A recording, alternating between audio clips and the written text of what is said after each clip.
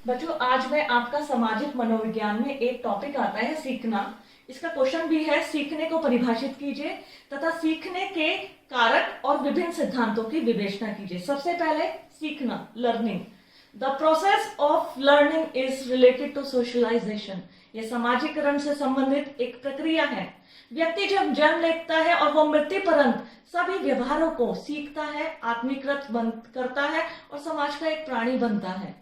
सीखने की प्रक्रिया बच्चे के जन्म से लेकर मृत्यु पर्यंत तक चलती है। विभिन्न समाजशास्त्रियों ने सीखने को जब परिभाषित किया तो कहीं ना कहीं उन्होंने समाजीकरण के माध्यम से इसको बताया। और यदि हम सीखने को मनुष्य के सामाजिक जीवन में सीखने की भूमिका की या योगदान की बात करें तो सीखना मनुष्य का एक इम्पोर्टेंट पार्ट है। आज मैं आपके सामने खड़ी हूं और ऐसे पढ़ा रही हूं, ये भी मैंने सीखा है। अक्सर बच्चे खाना बनाना सीखना, पढ़ना सीखना, लिखना सीखना, दैट इज कॉल्ड लर्निंग। यही सब है बच्चों, सीखना। अगर हम सीखने की बात करें तो यही जब हम पढ़ना सीखते हैं, लिखना सीखते हैं या किसी भी कार्य को सीखते हैं। कोई भी डॉक्टर प्रोफेशनल नहीं होता, कोई भी इंजीनियर प्रोफेशनल नहीं होता। वो उन चीजों को सीखते हैं, आत्मीकृत करते हैं, तब वो परफेक्शन आ जाता है। तो इसे हम कहते हैं सीखना। सीखने के संदर्भ में सीखने के बहुत सारे कारक बताए गए हैं, जैसे सीखने के मनोवैज्ञानिक कारक, सीखने के शारीरिक कारक और सीखने के सामाजिक कारक। ये आपके एग्जाम के लिए बहुत इंपॉर्टेंट है। सबसे पहले मैं आपके बताऊंगी सीखने के मनोवैज्ञानिक कारक, वो साइकोलॉजिकल फैक्टर्स जो सीखने के लिए प्रेरित करते हैं। अंतर्नाद, इसको इंग्लिश में ड्राइव या चालक भी कहते हैं। जब हम किसी कार्य को करते रहने के बाद सीखते हैं तो उसे कहते हैं अंतर्नाद या ड्राइव्स। किसी को देखकर सीखना, आत्मीकृत करना। सीखना कोई इजी वे भी नहीं है। जब हम किसी कार्य को करते करते उसमें निपुणता आ जाती है, कहते हैं ना हमारा हाथ सेट हो गया, हम लिखना बहुत अच्छे से आ गया, हमें पढ़ाना बहुत अच्छे से आ गया। इसी प्रकार संकेत सिंबल्स होते हैं। कई बार हम दूर से कोई व्यक्ति हमें इशारा कर देता है तो हमें पता चल जाता है, वो कहता है रुक जाओ। ट्रैफिक सिग्नल्स पे जाते हैं, ट्रैफिक सिग्नल्स में जब हम वो सिग्नल करते हैं, एक पुलिस जो ट्रैफिक चालक होता है वो सबको बताता है इसका मतलब रुकना होता है, इसका मतलब जाना होता है। ये सब संकेत जो होते हैं ये भी हमें सिखाते हैं।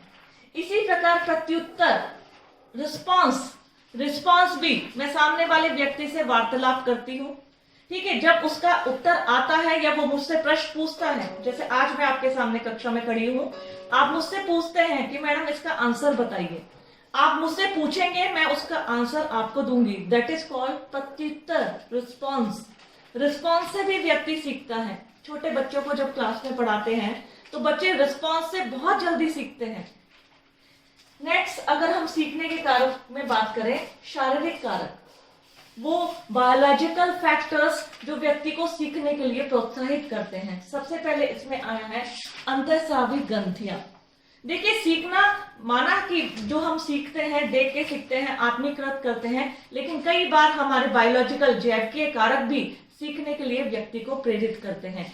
अंतःस्रावी ग्रंथियां, हमें भूख लगना, प्यास लगना, हमें पसीने आए, गर्मी में कुछ दूर चले तो हमें लगा अंदर से एक हमारे आई कि हमारी प्यास लगी है।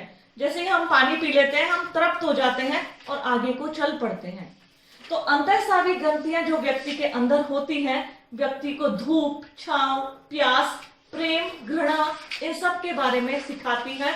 और ये जैविकीय कारक है, जैविकीय कारक जो स्वतः उत्पन्न होते हैं। दूसरा इसमें आता है केंद्रीय स्नायु मंडल। केंद्रीय स्नायु मंडल, आप सभी को, अगर आपने साइंस पढ़ी होगी तो पता है, हमारा जो मस्तिष्क होता है पूरी बॉडी को कंट्रोल करता है। मेरा तवे पर गर्म चीज, बर्तन पर हाथ लगता है, हाथ लगते ही साथ मेरा मस्तिष्क उसको ऑर्डर करता है आपका हाथ जल गया, तुरंत।